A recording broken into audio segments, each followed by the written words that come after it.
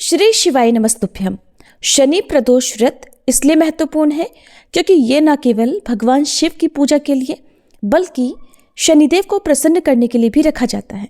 शनिदेव को न्याय के देवता माना जाता है और उनके अशुभ प्रभाव से बचने के लिए ही लोग शनि प्रदोष का व्रत रखते हैं। शनि प्रदोष का पालन करने से व्यक्ति को शनि दोष, साढ़े साती, ढैया और अन्य शनि संबंधी जो भी कष्ट हैं उनसे मुक्ति मिलती है। साथ ही साथ ये व्रत जीवन में सुख शांति, समृद्धि और मानसिक संतुलन को भी बढ़ावा देता है। जो भी व्यक्ति इस व्रत का श्रद्धापूर्वक निष्ठा से पालन करते हैं उन्हें शनिदेव की कृपा अवश्य मिलती है और उनका जीवन भी सुखमय होता है। शनि प्रदोष व्रत के दिन प्रदोष काल के समय अपने आसपास किसी शिव मंदिर में जाएं।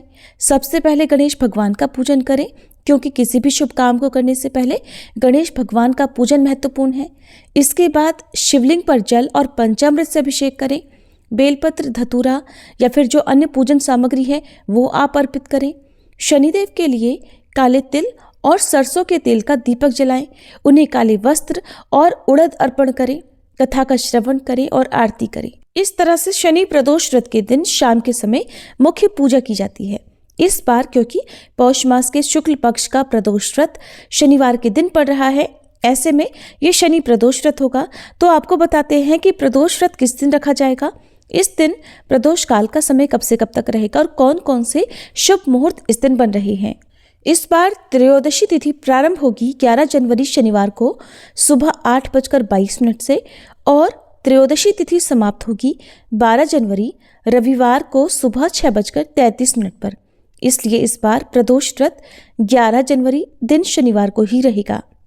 प्रदोष व्रत में सुबह से लेकर प्रदोष काल तक व्रत रखा जाता है। जो भक्त व्रत ना भी रख पाए उन सब को भी भगवान शिव की और शनिदेव की कृपा पाने के लिए प्रदोष काल में पूजन या कथा का श्रवण अवश्य करना चाहिए। अब जानते हैं इस दिन के मुहूर्तों के बारे में। इस दिन सूर्योदय होगा सुबह 7:14 पर, सूर्यास्त शाम 5:55 पर। ब्रह्म मुहूर्त सुबह 5:38 से 6:26 तक रहेगा। शुक्ल योग और ब्रह्म योग का शुभ योग भी इस दिन बन रहा है। शुक्ल योग सुबह 11:49 तक और बाद में ब्रह्म योग प्रारंभ हो जाएगा।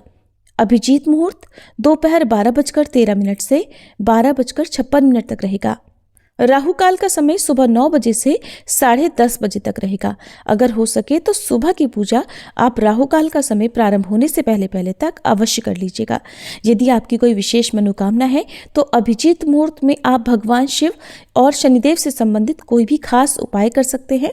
कहते हैं कि अभिजीत मुहूर्त में यदि कोई खास उपाय किया जाए तो उसमें सफलता मिलने की जो संभावना है वो बहुत हद तक बढ़ जाती है, क्योंकि भगवान शिव ने त्रिपुरासुर नाम के असुर का वध करने के लिए अभिजीत मुहूर्त का ही इंतजार किया था।